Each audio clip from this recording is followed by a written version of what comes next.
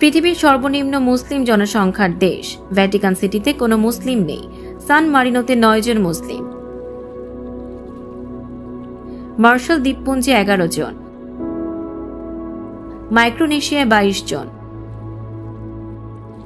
টুভালুতে 48 জন। সামোয়ায় 52 জন। টোঙ্গাতে 60 জন মুসলিম। নাউরুতে 101 জন।